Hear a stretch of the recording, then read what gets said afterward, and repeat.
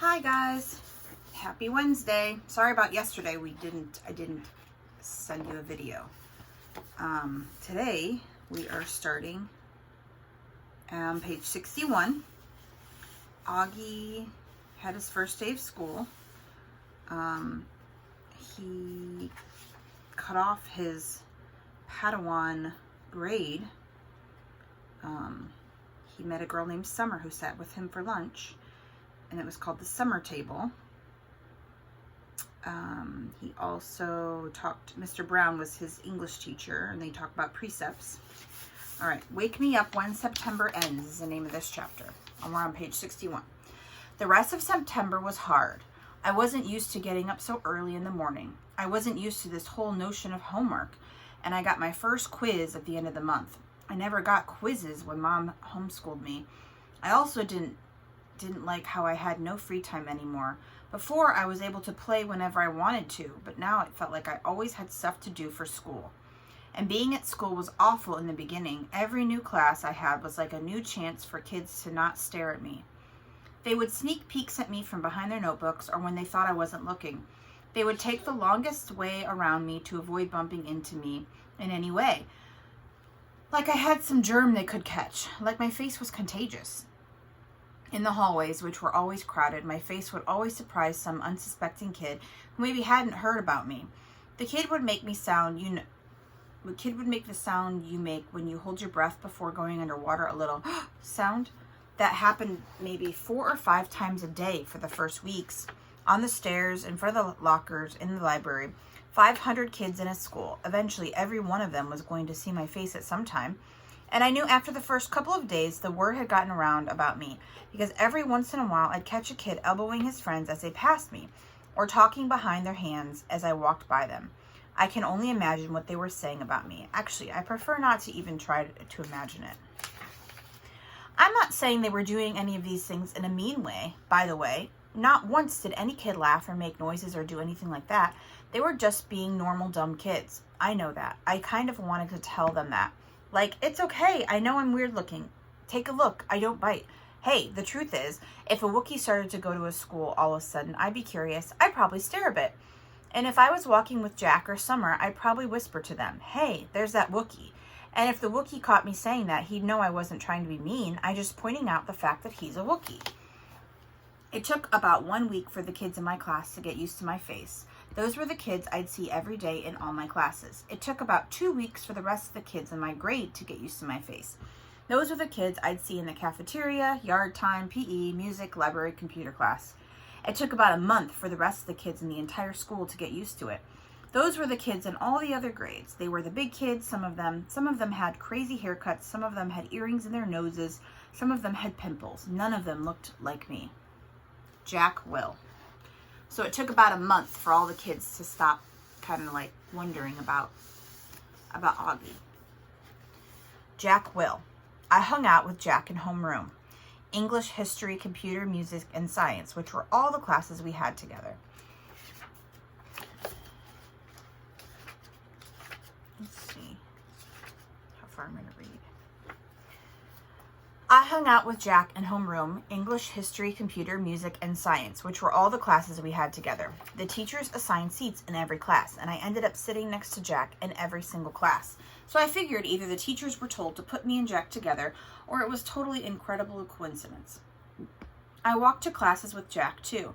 I know he noticed kids staring at me, but he pretended not to notice. One time, though, on our way to history, this huge 8th grader who was zooming down the stairs 2 steps at a time accidentally bumped into us at the bottom of the stairs and knocked me down. As the guy helped me stand up, he got a look at my face, and without even meaning to, he just said, whoa. Then he patted me on the shoulder like he was dusting me off and took off after his friends. For some reason, me and Jack started cracking up. That guy made the funniest face, said Jack as we sat down at our desk. I know, right? I said. He was like, whoa, I swear. I think he wet his pants. We were laughing so hard that the teacher, Mr. Roche, had asked us to settle down. Later, after we finished reading about how an ancient Sumerians built sundials, Jack whispered, do you ever want to beat those kids up? I shrugged. I guess. I don't know. I'd want to. I think you should get a secret squirt gun or something and attach it to your eyes somehow. And every time someone stares at you, you would squirt them in the face. With some green slime or something, I answered. No, with slug juice mixed with dog pee. Yeah, I said, completely agreeing. Guys, said Mr. Brochet from across the room, people are still reading. We nodded and looked down at our books, and Jack whispered, Are you always going to look this way, August? I mean, can't you get plastic surgery or something? I smiled and pointed to my face. Hello, this is after plastic surgery. Jack clapped his hands over his forehead and started laughing hysterically. Dude, you should sue your doctor, he answered between giggles. This time, the two of us were laughing so much we couldn't stop, even after Mr. Roche came over and made us both switch chairs with the kids next to us. Mr. Brown's October Precept. Mr. Brown's precept for October was, Your deeds are your momentums. He told us that this was written on the tombstone of some Egyptian guy that died thousands of years ago. Since we were just about to start studying ancient Egypt and history, Mr. Brown thought this was a good choice for a precept. Our homework assignment was to write a paragraph about what we thought the precept meant and how we felt about it. This is what I wrote. This precept means that we should be remembered for all the things we do. The things we do are the most important things of all. They are more important than what we say or what we look like. The things we do outlast our mortality. The things we do are like momentums that people build to honor heroes after they've died. They're like the pyramids that the Egyptians built to honor the pharaohs, only instead of being made out of stone, they're made out of memories people have of you. That's why your deeds are like your momentums, built with memories instead of with stone. So that was Mr. Brown's October Precept. Your deeds are your momentums. The next chapter says apples. My birthday is October 10th. I like my birthday, 10/10. It would have been great if I'd been born exactly 10:10 in the morning or at night, but I wasn't.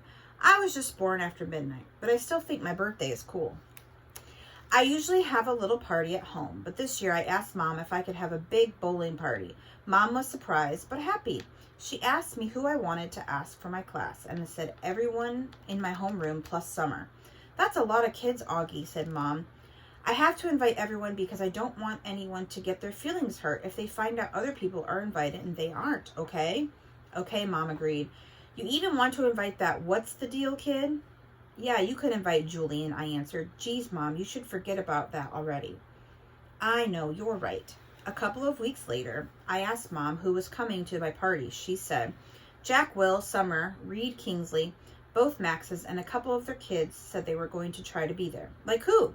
Charlotte's mom said Charlotte had a dance recital earlier in the day, but she was trying to come to your party if time allowed. And Tristan's mom said he might come after soccer game. So that's it? It's like 5 people. That's more than 5, Augie. I think a lot of people just have plans already, Mom said. We were in the kitchen. She was cutting one of the apples we had just gotten off the farmer's market into teensy-weensy bites so I could eat it. What kind of plans? I asked. I don't know, Augie. We sent out the invites kind of late. Like, what did they tell you? Though, what reasons did they give? Everyone gave a different reason, Augie. She sounded a bit impatient. Really, sweetie, it shouldn't matter what their reasons were. People had plans, that's all. What did Julian's mom give as a reason? I asked. You know, said Mom. His mom was the only person who didn't RSVP at all. She looked at me. I guess that apple doesn't fall far from the tree. I laughed because I thought she was making a joke, but then I realized she wasn't. What does that mean? I asked. Never mind. Now go wash your hands so you can eat. My birthday party turned out to be much smaller than I thought it would be, but it was still great. Jack, Summer, Reed, and Tristan and both Maxes came from school, and Christopher came too. I think that's like 8 kids. Christopher came too, all the way from Bridgeport with his parents. And Uncle Ben came, and Aunt Kate and Uncle Poe drove in from Boston, though Tata and Papa were in Florida for the winter. It was fun because all the grown-ups ended up bowling in the lane next to ours, so it really felt like there were a lot of people there to celebrate my birthday. Halloween. At lunch the next day, Summer asked me what I was going to be for Halloween. Of course, I'd been thinking about it since last Halloween, so I knew right away. Boba Fett. You know, you can wear a costume to school on Halloween, right? No way, really? So as long as it's politically correct. What? Like no guns and stuff. Exactly.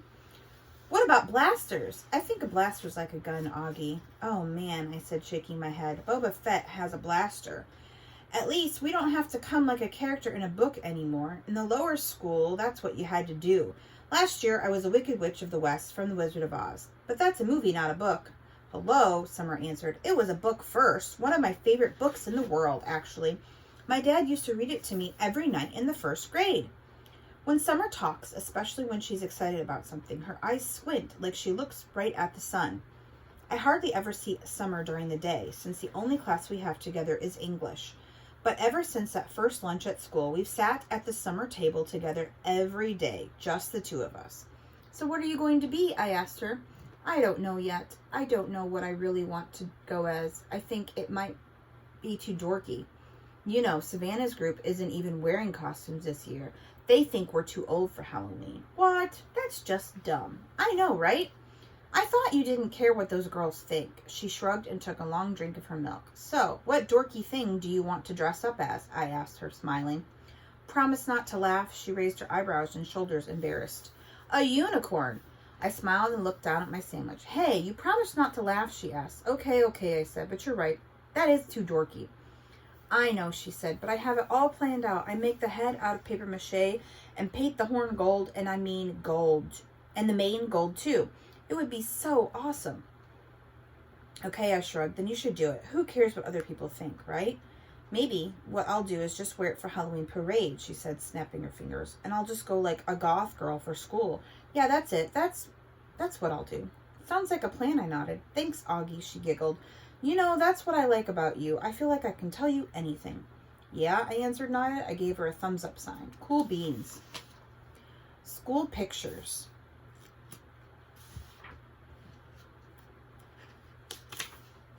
I don't think anyone will be shocked to learn I don't want to have my school picture taken. On October 22nd. No way. No thank you. I stopped letting anyone take pictures of me a while ago. I guess you could call it a phobia. No, actually, it's not a phobia. It's an aversion, which is a word I just learned in Mr. Brown's class. I have an aversion to having my picture taken. There, I use it in a sentence. I thought Mom would try to get me to drop my aversion to having my picture taken for school, but she didn't. Unfortunately, while I managed to avoid having the portrait taken, I couldn't get out of being part of the class picture. Ugh. The photographer looked like he had just sucked on a lemon when he saw me. I'm sure he thought I ruined the picture. I was one of the ones in the front, sitting down. I didn't smile. Not that anyone could tell if I had. The cheese touch. I noticed not too long ago that even though people were getting used to me, no one would actually touch me. I didn't realize this at first because it's not like kids go around touching each other that much in middle school anyway. But last Thursday in dance class, which is like my least favorite class, Mrs. Antanabi, the teacher, tried to make Zamina Chin be my dance partner. Now, I've never actually seen someone have a panic attack before, but I have heard about it, and I'm pretty sure Zamina had a panic attack at that second. She got really nervous and turned pale and literally broke into a sweat within a minute. And then she came up with some lame excuse about having to go to the bathroom. Anyway, Mrs. Antanabi let her off the hook because she ended up not making anyone dance together. Then, yesterday, in my science elective, we were doing this cool mystery powder investigation where we had to classify a substance as an acid or a base. Everyone had to heat their mystery powders on a heating plate and make observations. So we were all huddled around the powders with our notebooks. Now, there are 8 kids in the elective, and 7 of them were squished together on one side of the plate, while one of them, me, had loads of room on the other side. So of course I noticed this, but I was hoping Mrs. Rubin wouldn't notice this because I didn't want her to say anything. But of course she did notice this, and of course she said something. Guys, there's plenty of room on that side. Tristan, Nino, go over there, she said. So Tristan and Nino scooted over to my side. Tristan and Nino have always been okay nice to me. I want to go on record as saying that. Not super nice, like they go out of their way to hang out with me, but okay nice. Like they say hello to me and talk to me like normal. And they didn't even make a face when Mrs. Rubin told them to come on my side, which a lot of kids would do. when they think I'm not looking. Anyway, everything was going fine until Tristan's mystery powder started melting. He moved his foil off the plate just as my powder began to melt too, which is why I went to move mine off the plate, and then my hand accidentally bumped his hand for a fraction of a second. Tristan jerked his hand away so fast he dropped his foil on the floor, while also knocking everyone else's foil off the heating plate. "Tristan!" yelled Mrs. Rubin, but Tristan didn't even care about the spilled powder on the floor or that he ruined the experiment. What he was most concerned about is that getting to the lab sink to wash his hands as fast as possible. That's when I know for sure that there was a thing about touching me at Beecher Prep. I think it's like the cheese touch in Diary of a Wimpy Kid. The kids in that story were afraid they'd catch the cooties if they touched the old moldy cheese on the basketball court. At Beecher Prep, I'm the old moldy cheese. Okay, we're going to stop there. So question 1 is, how long did it take the kids to stop kind of noticing Augie? It said at the end of a certain month. Okay, number 2, who is his friend that he's in his homeroom, English class, history, computer, science, and they hung out together and they had seats next to each other.